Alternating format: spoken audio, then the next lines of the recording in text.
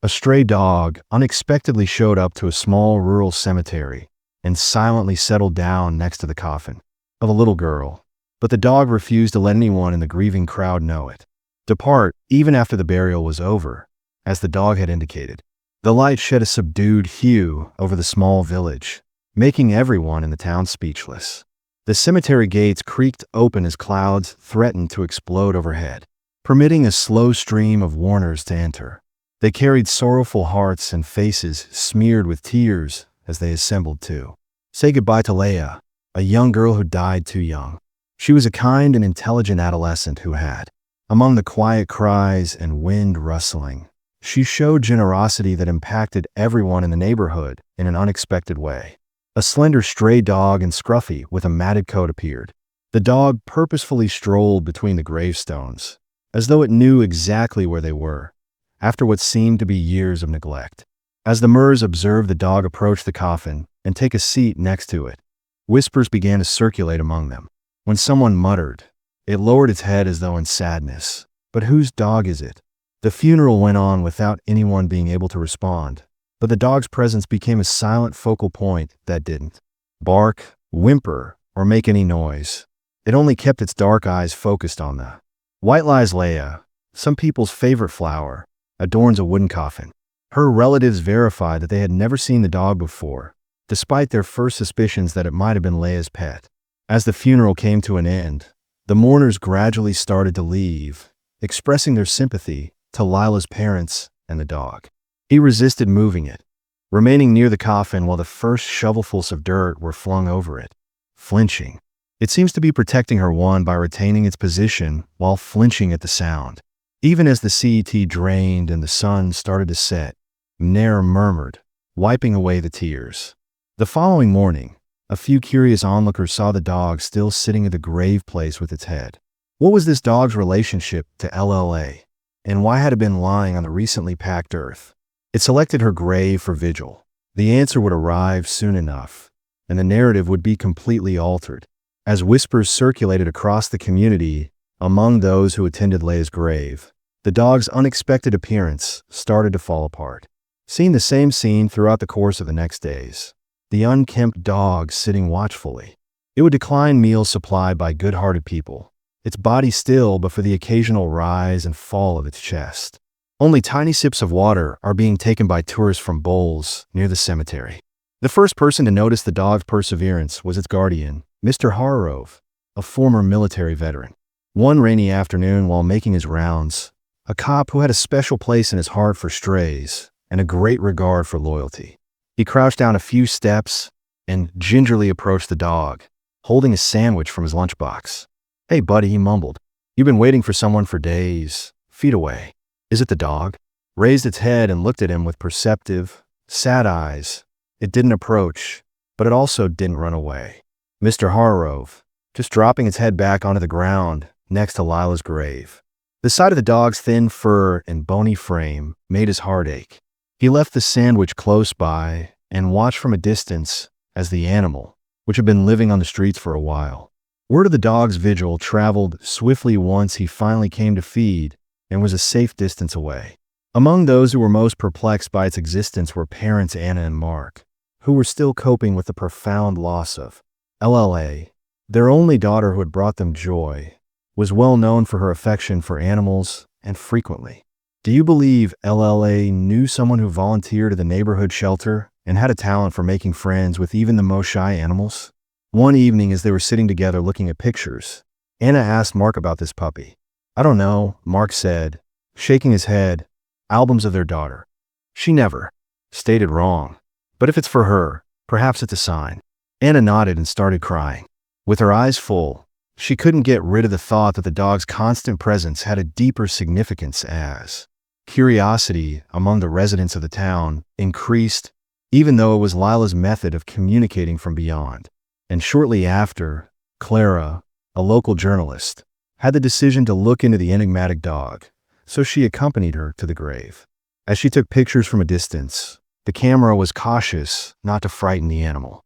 Something odd caught Clara's attention: a small scar along the dog's left ear, and an intriguing frayed red collar that is just barely visible behind its tangled fur.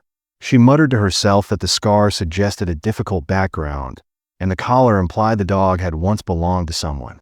After sunset, Clara made the decision to follow the dog in the hopes that it would provide her with some answers. She waited behind a row of shrubs as the dog stayed by Lila's grave.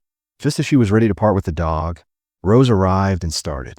Clara followed at a safe distance as it trotted past the cemetery gates, moving with unexpected agility for its small size. Her pulse was racing with excitement as they traveled with the dog through dim alleyways and peaceful streets, until eventually it jammed into a dilapidated shed on the outskirts of town. Through a space between the planks of wood, while Clara stood outside, listening carefully, she heard delicate, high-pitched sounds that weren't the dog's breath coming from within the shed. Slowly, she opened the shed door and shone her flashlight inside after realizing what she was hearing. 3 small puppies were gathered in a corner, and Clara's pulse was pounding as the beam. When the sight before her was lighted by her flashlight, the 3 puppies, who were just beginning to open their eyes, whined and they cuddled up to each other for warmth because their fur was weak and their bodies were little. It was evident by their spotty and matted appearance that they had been born into a life of struggle, fighting to survive in the rundown shed. As Clara moved closer, the stray dog, who was now keeping guard over the puppies, growled softly. Clara squatted as if to say, "These are mine, and I'll protect them at all costs." Down, moving slowly and deliberately, saying, "It's okay." In a whisper, she put the flashlight on the ground, enabling the warm glow to spread, saying, "I don't want to hurt them. I just want to help." From this vantage point, she could see more clearly that the dog's body had signs throughout the shed without blinding it, of a challenging existence, with its legs crisscrossed by old wounds and ribs evident beneath its fur. With a limp that indicated an untreated wound, one of the puppies whimpered sharply, which prompted the dog to turn and give it a gentle nose nudge. Clara's throat constricted when she recognized the stray as more than a stray. The person who visited Lila's burial was a mother ferociously guarding her defenseless children. Lila's love of animals and her unshakable compassion struck her like a lightning bolt. Could it be that this dog had selected Lila's tomb as a sanctuary because it felt safe, and it had somehow sensed her generosity even in death? The sound of approaching footsteps broke Clara's reverie, and she turned to see Mr. Harrove standing at. "I thought you'd be out here," he remarked, holding a flashlight at the entrance to the shed. Clara said gently, gazing in the scene with surprise and anxiety. "Where did you find puppies?" she asked. Filled with emotion, "She has been taking care of children alone."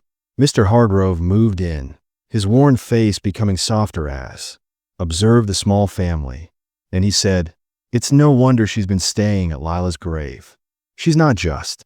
The two of them sat in silence for a while, admiring the mother dog's bravery and coping with her grief. Perseverance, but Clara's journalistic instincts quickly took over. "So we must." She stated that the puppies will not survive much longer in this state, and that they require food, warmth, medical care, and the mothers. "She's barely keeping herself together," Mr. Hargrove remarked, "and she needs to rest." Devised a strategy to assist the dogs without adding needless stress, and Clara would return with food, blankets, and water while Mr. Hargrove watched to make sure the family was safe. Clara was about to depart, but she paused at the door to the shed and turned back to face the mother dog. She said softly, "We'll be. Return. All right. I swear we'll assist you." The dog's eyes briefly locked with hers, and even though it remained motionless, Clara saw a glimmer of confidence in its eyes. Over the next few days, Clara and Mr. Harrove put in a lot of effort to feed the dog and her puppies by bringing in new food. Give fresh water every day, progressively gaining the mother dog's confidence at the end of the. It wasn't long until the dog gave Clara permission to sit close to her while she fed the puppies, which was a big step forward. Prior to the people taking attention, word of Clara's discovery circulated swiftly, and shortly after, Neb, who had been moved by the tale, began to donate blankets, bags of dog food, and even Clara's tiny living room was flooded with requests to adopt the puppies, and Annalea's mother was one of those who made contact. She brought a package of goods to the cemetery one day, and her eyes were filled with tears. "I wish to," she said. I would have liked to help Clara, and she nodded. Together with Anna's perseverance, they moved the goods to the shed where the mother, with cautious curiosity, the dog met them. "She's gorgeous," Anna said, observing the dog as it licked one. Clara responded, "See you, just like your daughter was," referring to the puppy's fighting nature. Clara chronicled their adventure as the mother dog's health recovered over the coming weeks and the puppies started to flourish in a number of articles providing community updates, and her readers were enthralled with the tale of tenacity and optimism, and other people shared their personal stories of how Leia's generosity had impacted their lives. Between Lila and the dog was yet unknown, but one thing was very sure. Unquestionably, the link grew over the course of weeks and months, and the stray dog narrative and her puppies kept developing, winning over everyone's hearts in the town. The cemetery became into a haven not just only of sadness but also of hope, as others showed up to give Lila flowers and bring her and the dog some snacks or toys.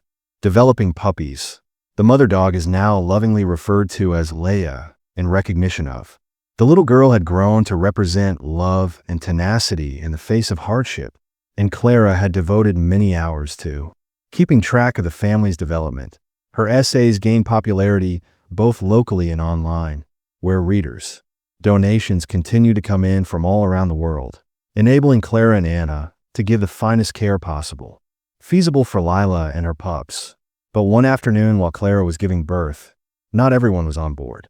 Mr. Harris, the cemetery caretaker, confronted her as she brought supplies to the shed. He pointed to the expanding gathering around Leia's grave, his weathered face set in a frown. "This has gone too far," he said. "This is a cemetery, not an animal shelter," he added in a gruff voice. Clara straightened her back and refused to be frightened by the commotion and chaos. "With all due respect, Miss, no one could have predicted the amount of vitality and healing that this dog and her puppies have given to this cemetery. Hendrik, perhaps those who are unhappy ought to pause and consider the positive outcome of this old man's frown." Deepened, but before he could reply, Anna showed up with her composed demeanor. Reducing the stress and acknowledging your worries, she replied softly, "But this isn't.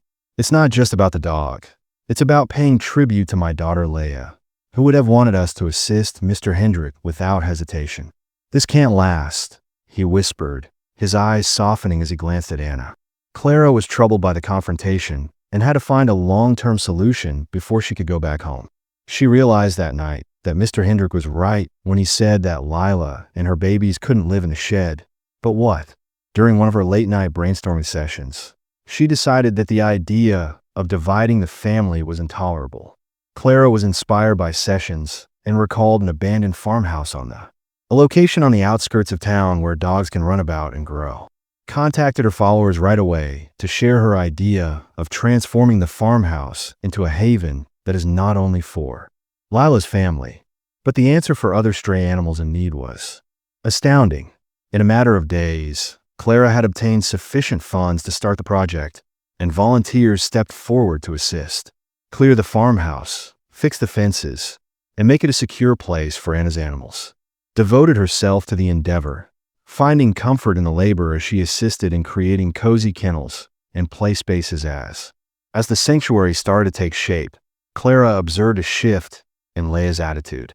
It seemed as though LLA knew that the previously wary dog now greeted her with a wagging tail and even let Anna pet her.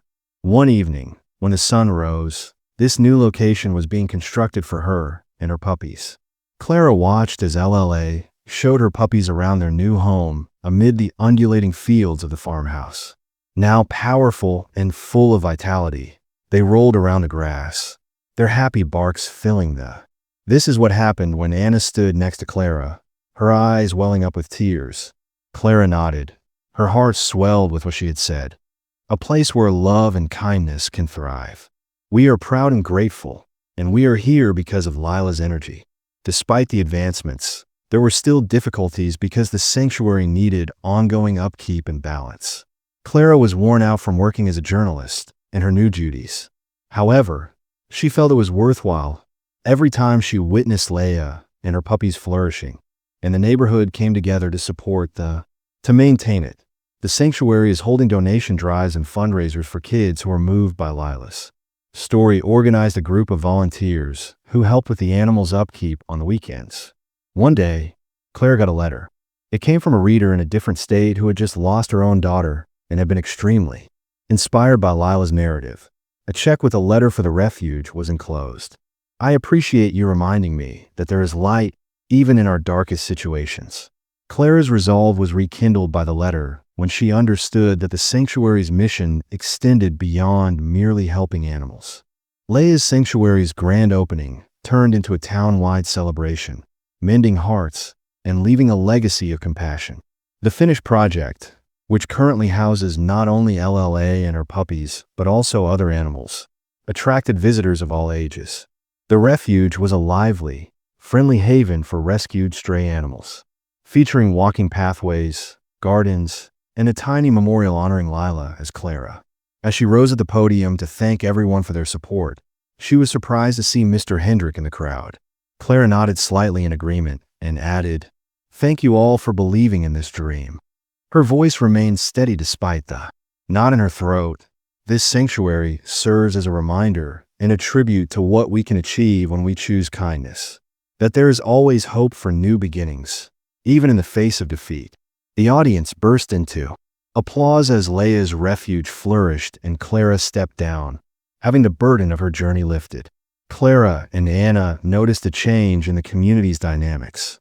The sanctuary was no longer just a location for animals. It developed into a center for healing, human connection, and surprising tales. But with this, one of the most surprising events was that as they grew, they faced new possibilities and difficulties that put their resolve to the test. Happened when Clara was contacted by a group of high school students from the next town with an odd request. The group, led by a quiet but driven adolescent called Jamie, sought to establish an after-school program at the refuge. "We've seen what you've done here, Jamia, with an emphasis on environmental conservation and animal care. We believe it's the kind of location that could teach children like us responsibility," as they said during their first meeting. Clara was shocked by the proposal, but quickly realized its value in empathy and community service potential. She accepted the proposal, and the program was operational in a matter of weeks. Teenagers laughing and banter filled the cathedral as it ran every Tuesday and Thursday afternoon. Acquiring knowledge about animal care, cleaning cages, and even cultivating vegetables in the little garden Anna had established. As the program grew, Jamie told Clara about the difficulties he and a few of his peers had at home. The sanctuary turned into a haven for the teenagers, a secure environment where they felt appreciated and recognized. That Jamia, in particular, developed a close relationship with Lila's youngest puppy, a Scout, a shy little dog. "Reminds me of myself," Jamie said one afternoon while tenderly petting the puppy. "He is somewhat frightened, but full of possibilities." Clara saw how the two became inseparable, and it wasn't long before, after deciding to adopt Scout, Jamie completed the necessary papers, and the day Jamie brought Scout home was recorded by. Not everyone was delighted with the sanctuary's expanding impact one day, yet there were both celebrations and tears.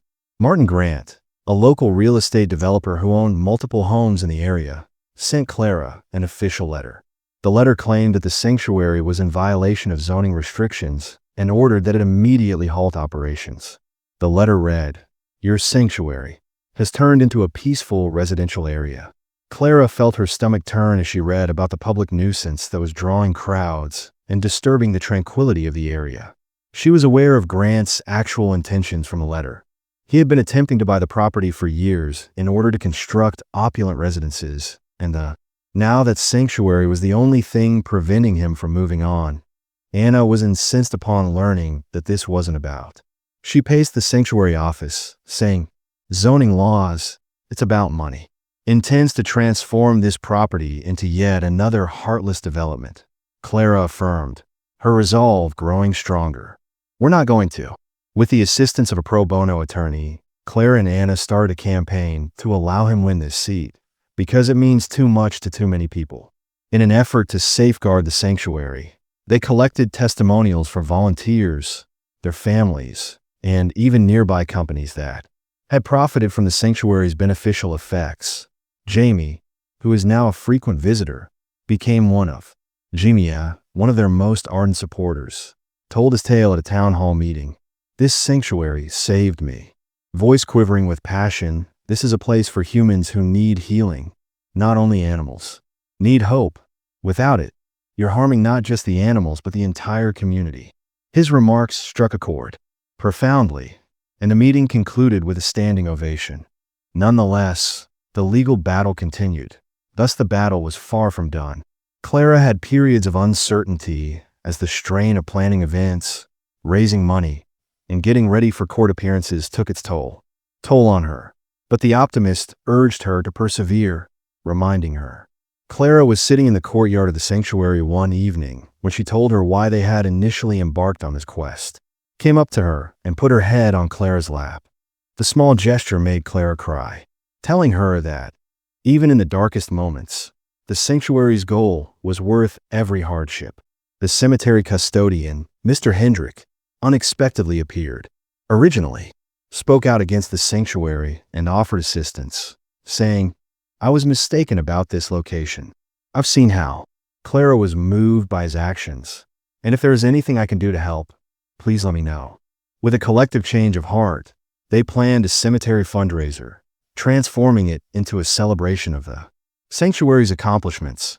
The evening included storytelling sessions with live music and a special Lila homage. With her pups, the crowd was huge, and by night's end, they had earned enough money to pay for the court battle, which resulted in a heated hearing with both parties to increase the sanctuary's facilities and pay their legal bills. After hearing arguments from both sides, the judge ultimately decided in favor of the sanctuary, pointing out its beneficial effects on. Cheers broke out in the courtroom as Clara and Anna spoke, highlighting the community's tremendous support. Embraced firmly while shedding tears in front of a group of admirers who had gathered to commemorate the victory, Jamie embraced Scout, his smile more expansive than Clara had ever witnessed. Clara told the audience, "This isn't just a win for us. It's a win for kindness, compassion, and belief. That all life, whether human or animal, deserves a second opportunity, and that the sanctuary appeared to have won the legal struggle, ready to go without more challenges." But Clara and Anna quickly learned that the battle for Leia's sanctuary involved more than just overcoming outside obstacles. It also involved navigating. One afternoon, while Clara explored the emotional intricacies of their developing community, she discovered Anna seated on the front porch, gazing off into the distance, ready to greet a possible new volunteer. Distance, and his normally upbeat attitude changed to one of subdued stress. "What's wrong?" Clara queried. Anna paused before speaking and took a seat next to her. "I received a call from my..." When she eventually admitted that she was having trouble taking care of her children, "My sister asked if I..." Clara's heart sank as she realized that someone might be able to aid her for a few months. Throughout the sanctuary's journey, Anna had been her rock, so the idea of managing things without her was intimidating. However, she also recognized the value of family. "So of course you must support her," Clara replied, attempting a grin. "Manage here, Anna. You've created something incredible that will last even if you're not around for a while." Tears filled Anna's eyes. "I hate to leave you, but this place feels. When she's ready to return, it will still feel like home," Clara promised her, giving her a firm hug as Clara took on extra duties at the sanctuary as Anna was getting ready to leave, lacking her partner's upbeat enthusiasm. Jamie observed the shift as the days felt longer and the workload seemed never-ending, and offered to assist in setting up the after-school program and recruiting volunteers to ease Clara's workload. But not everyone was as excited as Jamie was about her new volunteer. Lisa joined the sanctuary and started arguing with people right once.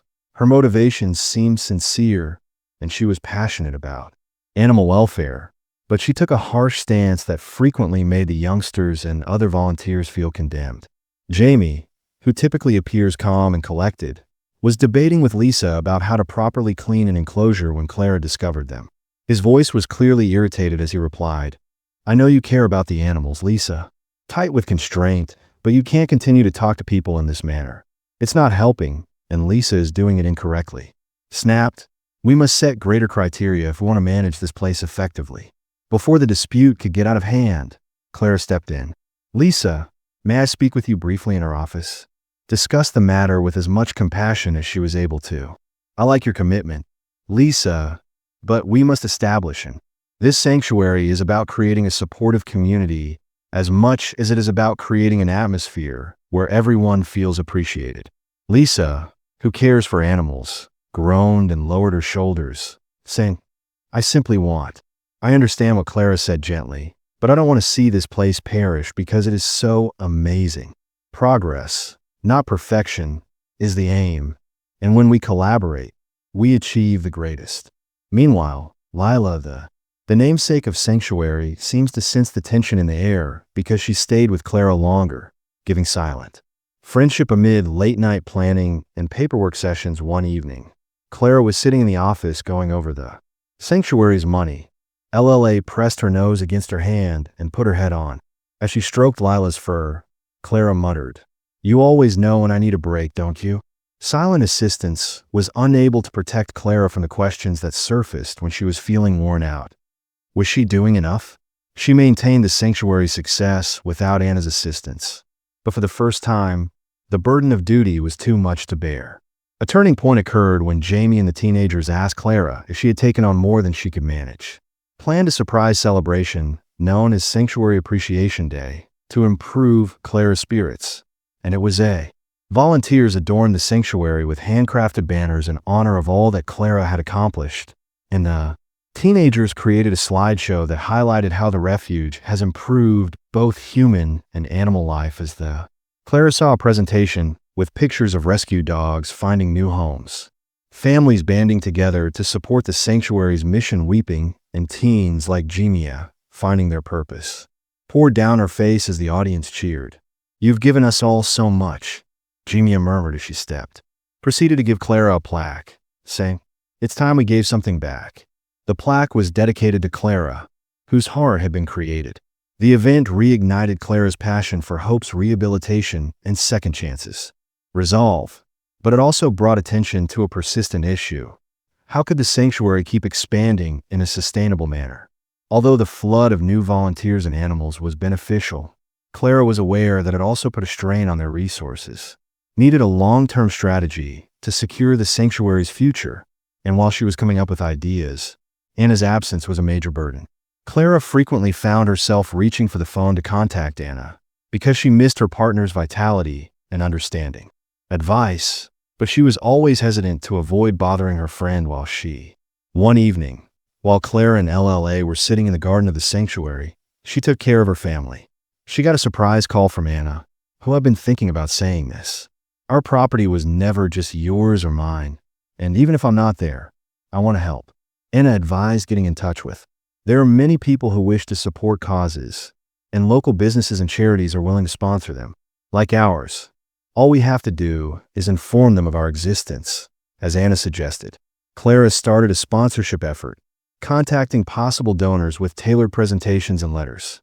To her astonishment, a large number of local companies expressed their support, and the response was overwhelmingly favorable.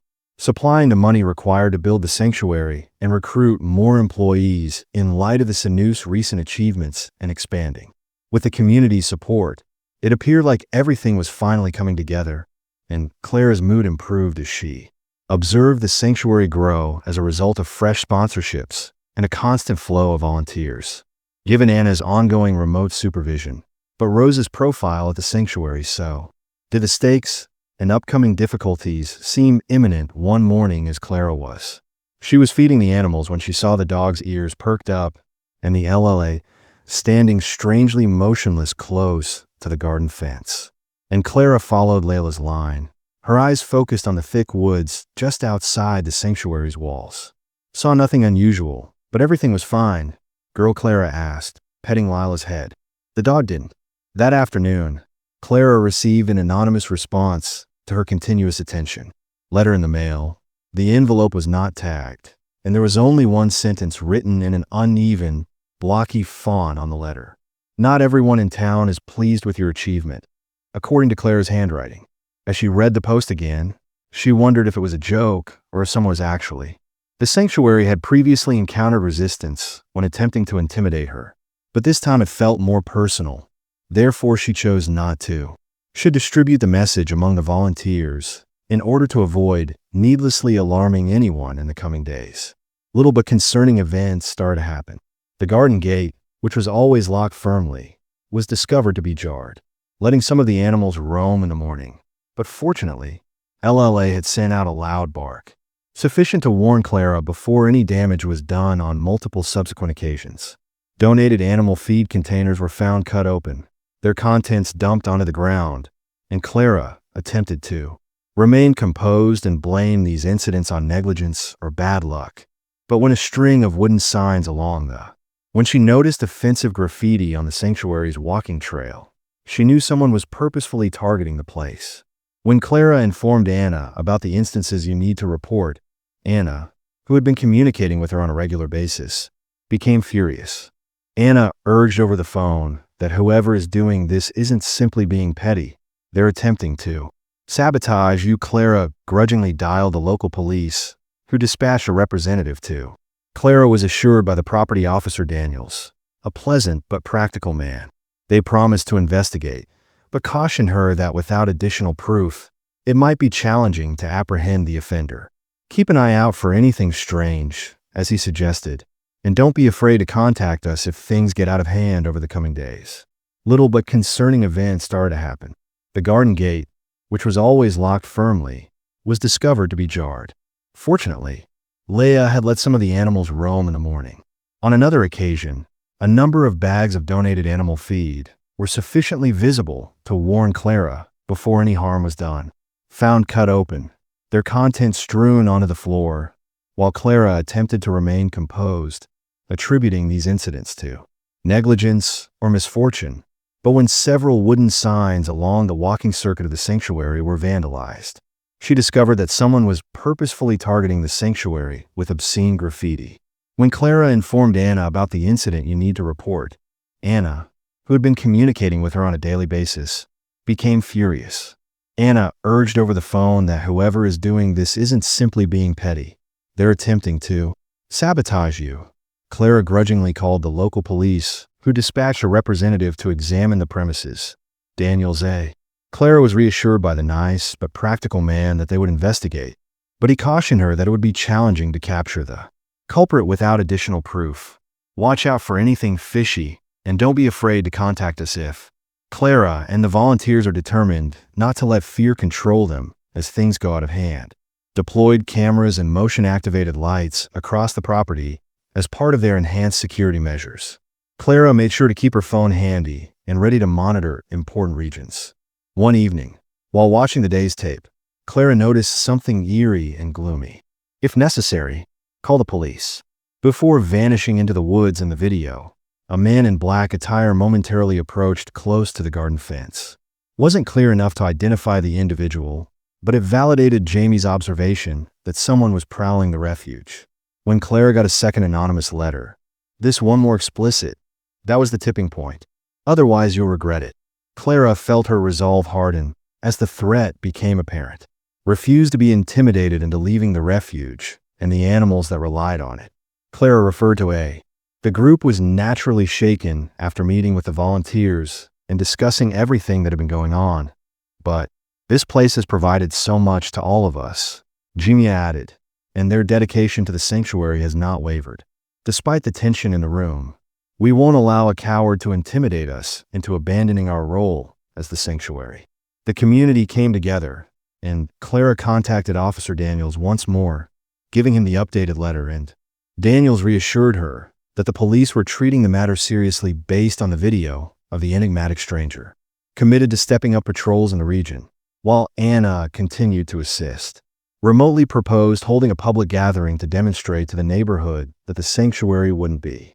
Declare that you're here to stay, she advised, and invite as many people as you can. The more people you invite, the more support you'll receive. The more difficult it will be for someone to discredit you at the sanctuary event. The following weekend was designated as Unity Day, and volunteers put in countless hours to get everything ready and decorate the grounds with vibrant banners and planning family-friendly events. Clara was aware that the event was risky if the Saba was there, She thought it would present a chance for additional mischief, but she also saw it as an opportunity to rally the neighborhood and show the sanctuary's tenacity. As the day drew near, Clara experienced a mixture of, always by her side, seemed more attentive than normal, as if she was experiencing both thrill and unease. Observing the tension in the air, Sanctuary Unity Day broke with a clear sky and a cool breeze, and the grounds were alive with activity as volunteers erect tables laden with handcrafted items and baked delicacies. Children yelled with joy as they explored the animal pens while their parents were shopping for sanctuary products. Explored booths or heard talks about the sanctuary's purpose. Clara was standing close to the main, greeting people at the entryway with a kind grin and a tense knot in her chest. She looked around the throng for any indications of trouble, but all she saw were happy faces. Even the ever-vigilant seemed cheerful. As kids came to pet her, she relaxed and wiggled her tail. Halfway through the event, Clara ascended the stage to give a speech. The audience crowded around them, and when they became silent, their curiosity was apparent. As she set up the microphone, Clara's heart raced. "Thank you everyone for coming today," she said steadily. Despite the lump in her throat, this sanctuary offers animals more than just a place to live. It's a place where they can get second chances. And each and every one of you has contributed to making this possible, for which I am incredibly thankful. As the audience erupted in cheers, Clara had a surge of pride as she exited the stage. A man wearing a dark jacket attracted her attention. He hovered close to the crowd's edge, his face hidden by a. She felt worried about his posture and baseball cap, but before she could look into it, Jamie came up to her with a. As the day went on, a number of local reporters were keen to do interviews. Beyond expectations, guests generously donated, and a number of nearby companies promised. During the celebrations, Anna called in to offer their support, her voice full of pride. Clara claimed that this was precisely what the sanctuary needed. "But you're creating a stir." Despite the achievement, Clara's uneasiness persisted since she couldn't get rid of the idea that someone was observing her. Was verified when Ellie, one of the volunteers, came up to her and furrowed her brow. "Clara, I believe you should see this."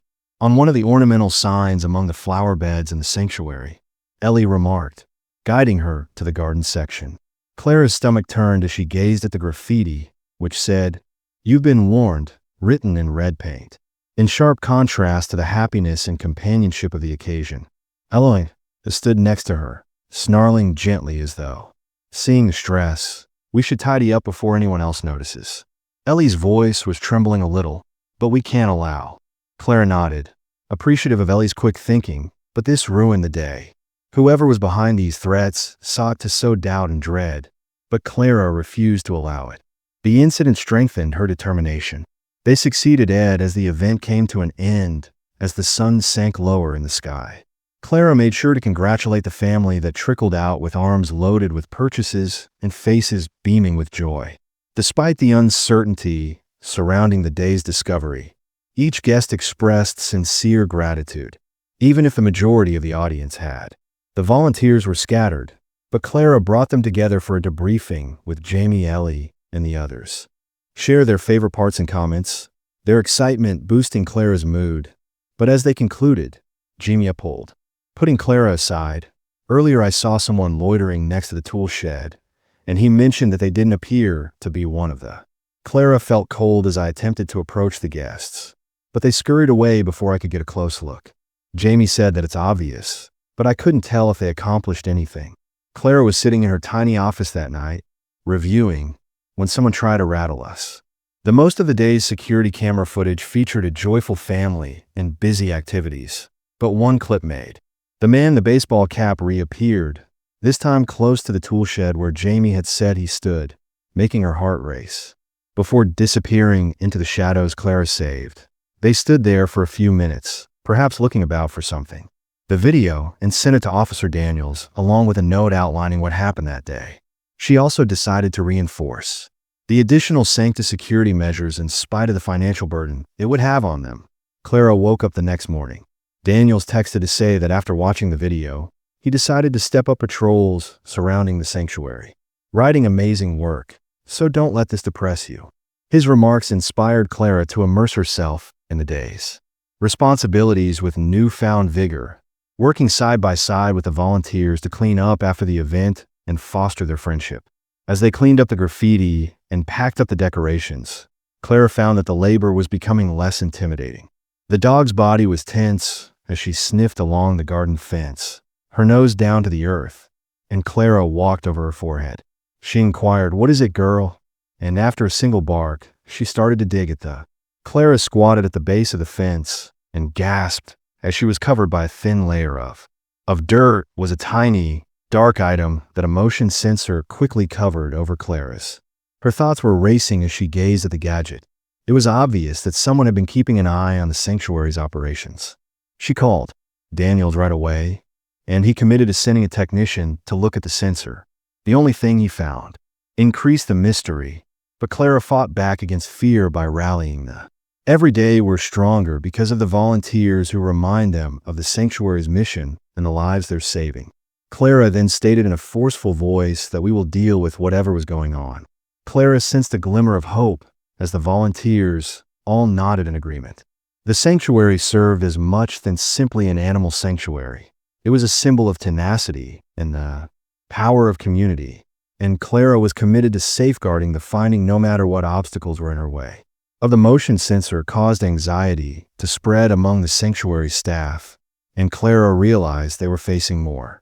Compared to idle threats, someone was now keeping a close eye on their movements and perhaps planning their next move, but she refused to display fear.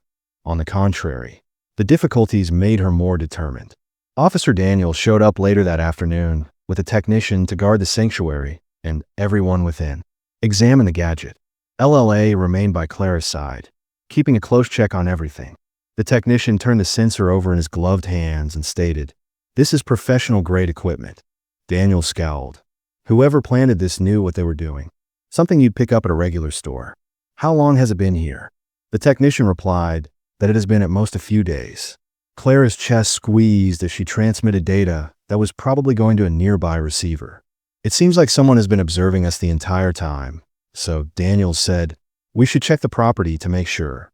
Since there won't be any more shocks, I advise you to double your security precautions in the interim." The revelation cast a shadow over the sanctuary's regular operations. Volunteers toiled quietly and determinedly. Their attention to detail increased. Clara gave the workers an update on the situation, stressing the need to stay vigilant without becoming alarmed. Observe because, as Clara stated at a meeting, "We're making an impact, which shows we're doing something right. Let's not give them the satisfaction of witnessing us falter." Although there were nods of agreement in response to her remarks, the tension persisted that.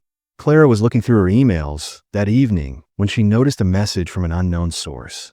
The subject line stated times running out. She opened it with shaking hands and read the brief but disturbing note.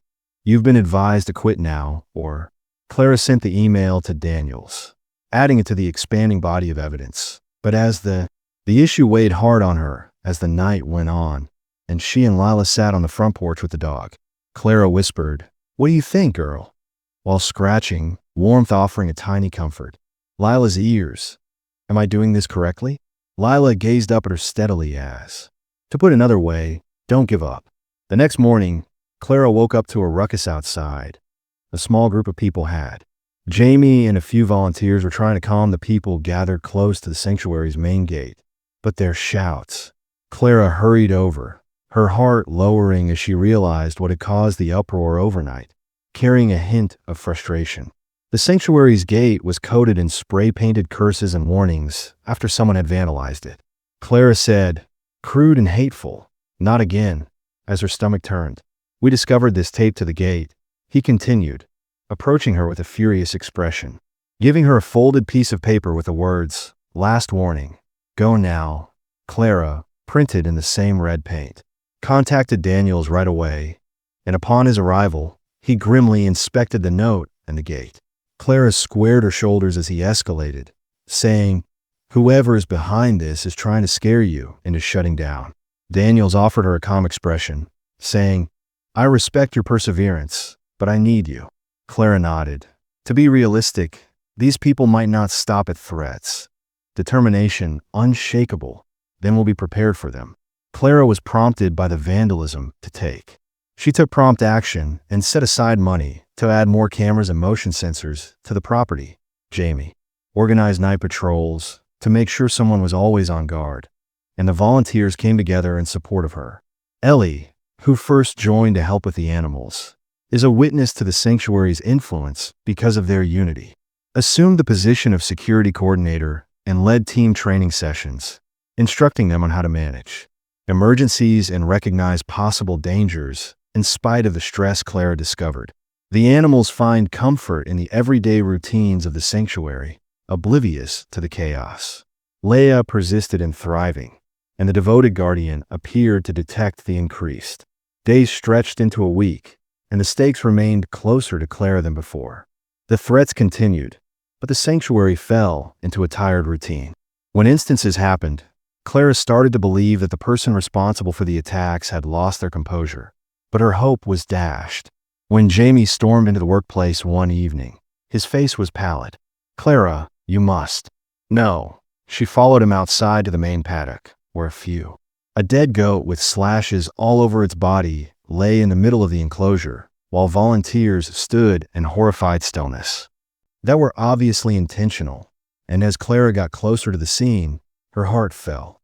This was a message Jamie said, and even though her eyes were watering, she forced herself to stay calm. Clara declared an emergency when the act of cruelty sent shockwaves through the sanctuary, demonstrating their capabilities. She said, "We're dealing with someone who wants to break us," with a shaky voice, "yet we will never allow them to do so."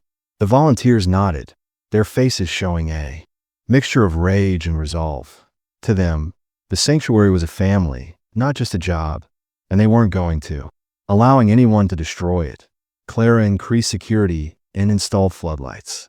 Along with strengthening the barriers, she collaborated with Daniels to expand police presence, guaranteeing that the sanctuary remained under continual observation. But despite taking these precautions, a persistent fear persisted at the back of her mind. The attacks were becoming more frequent, and she couldn't get rid of the feeling that the worst was still to come. Because of the goat's passing, the sanctuary was under increased watch, and Clara realized that the moment for reactionary actions had come. It was time to confront the person who was committing the ACT's willful cruelty. Requested justice not only for the refuge, but also for the animals and volunteers' affection and trust. Despite the tension in the room, Clara collected her team the following morning and spoke steadily. "This isn't only. She started the animals, this property, and the community we've established, but she no longer talks about us. Are at risk, so we must assume command of the circumstance. Jamie has always been dependable." Ally gave a solid nod. "What is the plan?" Clara initially described a multi-step procedure. To present a unified front, they would collaborate with nearby animal care groups.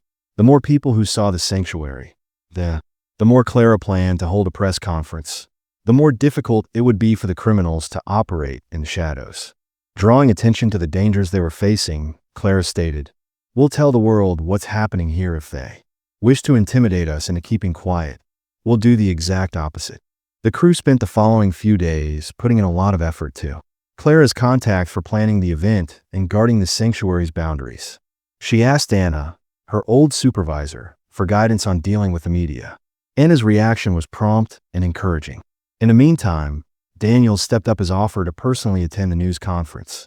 During one of his trips, he told Clara that his probe was close. Although the evidence is growing and a reprieve is imminent, Clara didn't consider time to be a luxury. As the day of the press conference approached, the likelihood of another attack increased with each day that went by without a response. Clara was confronted by some of the volunteers. Ellie, who had been crucial in increasing security, voiced her worries at a strategy session that took place late at night. Ellie remarked, "What if they retaliate against Clara? A public display like this might provoke them." Took a big breath, realizing the terror, but refusing to give in because they're banking on us to keep quiet. "Ellie, if we allow, they control our behavior. They have already triumphed. Now is our opportunity to demonstrate that we will not be frightened." Ellie paused but nodded. You're correct. We were present when the press conference started. The press van arrived at the sanctuary's parking lot with a sense of silent resolve. Reporters positioned cameras close to a podium covered with the satellite dishes shining in the morning light. Insignia of the sanctuary, while volunteers distributed pamphlets outlining their goals and the current dangers Clara faced. Behind the platform, with Jamie on one side and LLA on the other, Clara was struck by how composed and aware LLA was.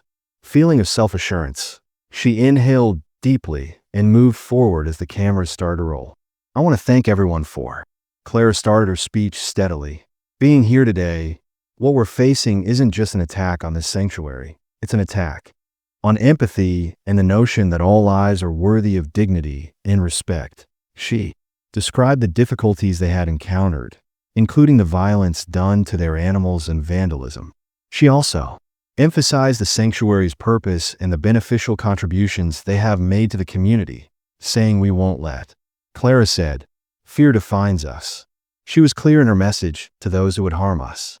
No matter how much hate there is, we will not give up because this sanctuary is a place of healing and hope. Can ruin the reaction, which was swift and intense, with social media buzzing and local news stations broadcasting the tale. With words of sympathy and posts of support, contributions flooded in. From those who had encountered such difficulties, Alice Clara's remarks resonated, motivating others to defend what they had faith, but not everyone responded favorably that night, as Clara observed a questionable remark on the sanctuary's social media page while watching the day's footage at her office. This is overthinking once more. She sent Daniels the message, and he promised to discover its origin. We're getting close to them. Hang tight for 2 nights, he replied. Later, when the sanctuary's motion sensing sent out an alert at 2 in the morning, Clara's determination was finally tested. Her heart sank as she retrieved her phone and examined the security stream after waking Clara from a fitful sleep. When Clara noticed multiple men approaching the animal kennels, she immediately contacted Daniels and woke Jamie, who had been sleeping in the guest rooms. But now they're here, she whispered in a tight, urgent voice, and Jamie reached for a flashlight and went outside after her, where they discovered Lila prowling close to the door, hissing gently.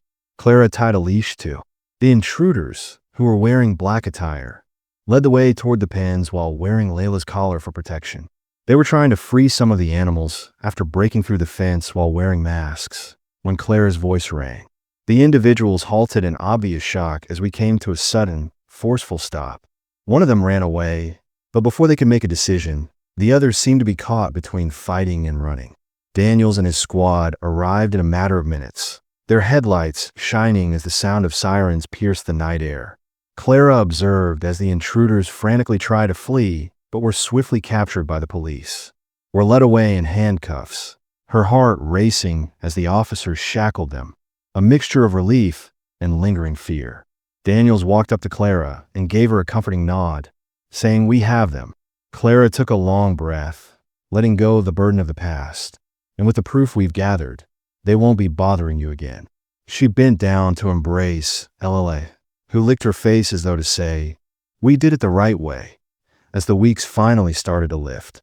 After the intruders were captured, the sanctuary fell silent, but the events of that night continued to weigh heavily on the. Clara watched the police cars drive away along the gravel road while standing at the edge of the field, their red. Lila sat by her side, her position shifting as the blue lights faded into the distance. Daniels, alert as though still protecting against invisible dangers, came up to Clara. He claimed that local troublemakers were among the suspects, but we have the clipboard in hand. Clara's gut nodded when she learned that one of them is connected to a larger group that targets groups similar to yours. Does that imply that they are a part of some network? Daniels coldly nodded. These organizations may profit off divisiveness and fear, but the good news is that with their arrest, which has interfered with their activities in this region, Clara took a serious hit. It's over for the time being because the words of relief are tempered with a persistent sensation of worry. But you've made enemies, Clara, so you need to be on your guard, Daniels retorted. The following morning, volunteers assembled in the sanctuary's main hall, their faces marked with resolve and weariness, Clara, stood in front of them, explaining what had transpired in a steady yet gentle voice. Last night served as a reminder of the difficulties we confront, but it also demonstrated our resilience. Jim held out his palm. Together, and that's why we're still here. What about the? Clara reassured him that the animals they attempted to release were all right. A wave of comfort swept across the room because of you all and the security procedures we implemented. But Clara glanced around at her team's faces, where the tension was still evident, and tried to find the appropriate words to. We've been put to the test, she added, and we've demonstrated that this sanctuary is more than just a location. It represents resiliency, hope, and the conviction that every life counts, which is what we're. The days that followed were a haze of combat, and Clara collaborated closely with Daniels to further increase security. Volunteers arrived as Jamie and Ellie set up shifts to guarantee the sanctuary was never left unguarded. More people than ever before are committed to defending the refuge and its mission, while the tale of the attempted. Clara's news conference, combined with the attack's dissemination through local and national media. Donations soared as a result of the nationwide outpouring of solidarity following the arrests. One handwritten letter on lined paper with words of support from those moved by the sanctuary's tenacity caught Clara's attention. It was from a young girl named Emily in a small rural village. It began, "Dear Clara, I think what you're doing is really brave, my dog, after seeing your tale on the news. My dearest companion, Rusty, was saved from shelter. I appreciate you helping animals like him, and I want to visit your." Emily Clara, the sanctuary's one-day love, clasped the letter to her chest and sobbed as it came in. It served as a reminder to her eyes of the reasons she had founded the sanctuary in the first place and her unwavering determination. One evening, Clara found herself strolling around the sanctuary's perimeter with LLA as the sun began to set. The sound of rustling leaves had the dog's ears perk up, but she soon calmed down as a deer appeared in the woods. With her tiny frame silhouetted against the waning light, Clara grinned and felt at peace, something she hadn't felt in. Weeks later, she crouched next to LLA and ran her fingers through the dog's fur. "We made it through," the girl said, waving her tail and having bright eyes. Clara felt an unconscious connection to the dog at that moment, one of trust and loyalty, bond created by common hardships and victories. The sanctuary's first significant event after the assault was Clara and the volunteers put in many hours to prepare for the community open house, turning the grounds into an inviting area featuring informational displays, opportunities for interacting with animals, and even a small stage for visitors. Children gathered around the petting station as speakers and families arrived in large numbers, their laughter and talk filling the area, their cheeks beaming as they stroked the sanctuary's resident ponies and fed carrots to goats, interacted with the booths, learning about the purpose of the sanctuary and how they might become involved. Clara stood close to the entrance welcoming guests with a kind grin, which stood in sharp contrast to the anxiety and stress that had seized the sanctuary a few days prior. Witnessing the community rally around the sanctuary served as a potent reminder of. As the celebration came to an end, Clara grabbed the stage to express gratitude to everyone for the positive things that may come from hardship. Their assistance. She talked about the difficulties they had encountered and the fortitude that had seen them through. She stated in a firm voice that those who believe in kindness are the reason this sanctuary exists. Through empathy and the strength of community, we have demonstrated that when we stand together, no challenge is too big. Clara had a surge of pride when her remarks were greeted with applause. Thankfulness that the sanctuary had survived the storm and come out stronger and more. Later that evening, when Clara was closing the office, she took a moment to observe the sanctuary's grounds, where the moon illuminates the paddocks with a shimmering gleam and the soft sound of animals. When she heard noises coming from their enclosures, Clara grinned broadly, her heart full of joy. The sanctuary served as a demonstration of the resilience of the human spirit in addition to providing a haven for animals, and the enduring connection between humans and the animals they cared for Clara felt a rising sense of success as the neighborhood open house returned to its regular schedule, having not only raised spirits, but also established the sanctuary as an essential component of the town. The increase in Clara knew the facilities were stronger than ever thanks to donations that had made much-needed improvements possible. But a week later, the sanctuary received an unexpected letter in a plain envelope. Clara's heart raced when she read the letter, which came from the prosecutor overseeing the case, but it had no return address. There was a letter in the intruder's case stating that throughout the inquiry, one of the suspects' belongings had a diary, which included thorough notes regarding their motivations. One entry in particular grabbed out as a disturbing revelation. The sanctuary is more than. Clara and her team are making us look bad in comparison to a haven for animals. And if we can't stop her, we'll. Clara's hands trembled as she read the sentences twice, realizing that it wasn't just a random assault. This was intentional sabotage motivated by fear and jealousy of. The reality struck her like a wave, revealing that the sanctuary's success had turned into a danger to people who flourished on cruelty and exploitation. She showed Daniels the letter, and he coldly nodded, saying that this isn't unusual. Stated that their way of life is hampered by your work, but since we have an advantage, we'll make sure they don't. Another opportunity, while the investigation's findings were being disseminated throughout the neighborhood, local authorities who had previously shown no interest in the sanctuary's work suddenly publicly backed Clara, and when her team called a town meeting, locals voiced their fury. Clara spoke over the targeted attack while positioned in front of a crowded auditorium. Yuri was founded on the idea that kindness has the power to transform the world. Stated that our experience serves as a reminder of the difficulties we encounter when we stand up for what is right but refuse to compromise. Clara experienced a renewed feeling of purpose as her remarks were greeted with resounding applause. The sanctuary wasn't simply no longer about protecting animals. Rather, it was about advocating for compassion in a society that frequently prioritized convenience over. One evening, Clara went to the pasture where LLA was sleeping out of concern. Clara had always found solace in the quiet wisdom that filled the dog's eyes when she glanced up. Clara knelt next to her and murmured, "You haven't done much, girl, but you never." As though she understood what she was saying, she stopped resisting and pushed Clara's hand. When Clara discovered that LLA was more than simply the sanctuary's guardian, she also became the dog's. The refuge represented strength, loyalty, and the unshakable conviction that every life matters, and resilience reflected all of these values. The creation of a new animal-focused wing marked the pinnacle of the sanctuary's rehabilitation. Named Lila's Haven in honor of the brave dog who was saved after the attempted attack. A veterinary clinic, cutting-edge enclosures, and interactive areas where guests may learn about animals. Clara stood next to LLA on the first day of the opening ceremony as they cut the ceremonial. Ribbon kids applauded, families saw the new spaces, and volunteers told tales of their labor. Clara observed Lila wagging her tail and enjoying the attention at the refuge. A reporter proudly walked up to Clara, holding a microphone, asking what would happen next. "Refuge?"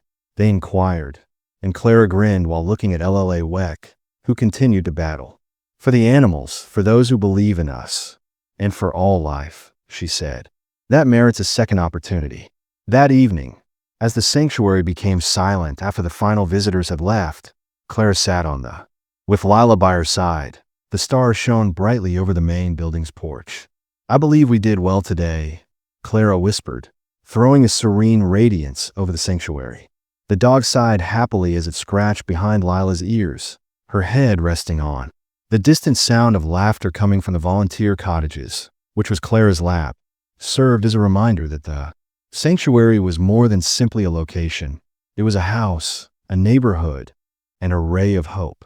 The sanctuary has overcome its biggest obstacle and come out stronger because of the tenacity of its residents and the steadfast devotion of a dog that wouldn't give up. Clara was aware that the path ahead would not be simple, but she also understood that we're prepared for whatever came next since, at its core, there was a straightforward truth. When compassion takes the, how a brighter dawn might emerge from even the darkest nights when months have gone and the events of the attack had left their impact on life within the refuge, but the sanctuary had not. Clara frequently marveled at how a place might have developed after merely surviving. of pain had turned into a beacon of hope for countless people. One brisk fall morning, Clara strolled down as her boots crunched on the fallen leaves on the sanctuary's grounds. The gentle hum of activity filled the air. Children giggling while volunteers prepare food during educational tours, and Lila trotted alongside her, ever on guard, while the occasional bee from the kennels. As a group of guests passed by the new wing Leia's Haven, Clara, her golden coat shining in the sunlight, stopped and grinned. While everyone was gathered around the interactive exhibits, a young girl softly knelt by a pen. As her mother took a picture, she stroked a goat's nose. "Excuse me," a voice called. Clara looked out and saw an old man wearing a wide-brimmed hat and had gentle eyes. Clara nodded. "I just wanted to thank you for what you've built here. It's amazing." Her heart is overflowing with appreciation. Each visitor contributes to what makes this place unique. Clara discovered Jimia going through piles of letters in the main office. "Donations," he stated in a tone that was a mixture of surprise and delight. Clara took up a letter and ran her fingers over the precise lettering to express their inspiration. It was from a man in a different state who, after learning about their story, began his own modest rescue. "Feature check with a letter for the animals." Jimia smiled, saying, "Keep doing what you're doing." "Genuinely changing things," Boss Clara chuckled quietly. "We're changing things, Jamie, all of us." Later that week, Clara held a staff meeting beneath the expansive oak trees of the sanctuary, where staff members and volunteers convened in Ellie discussed the effectiveness of the educational programs while giving updates and enjoying a loose circle while sipping hot cider. As the conversation came to an end, Jim described the preparations for a winter fundraiser. "I simply wanted to express how proud I am of Clara," as she stood there looking around the group. "She built this sanctuary, which is more than simply a place for animals. It's a testament to the generosity, and the group applauded the dedication each of you brings here every day." And Clara experienced a wave of emotion. The refuge was no longer solely hers. It belonged to everyone who, that evening when the sun sank below the hills, had given their everything to its objective. Lila lay at her feet, her tail thumping idly, as Clara sat on the porch of her tiny home, which overlooked the sanctuary. Clara held a mug of tea in her hands, the steam curling into the cool air against the wooden planks. Regarding the path that had led her here, the difficulties, the heartache, and the victories, that each obstacle had been worthwhile. Want to establish a space where all living things, whether they be animals or humans, can find acceptance and love. The sanctuary had expanded beyond Clara's wildest dreams, yet at its core, it was still a place where, in cases when kindness prevailed over brutality, second chances were readily granted. Where, as the first stars appeared in the sky, the relationship between people and animals was celebrated daily. Clara went down to give Lila's ears a scratch.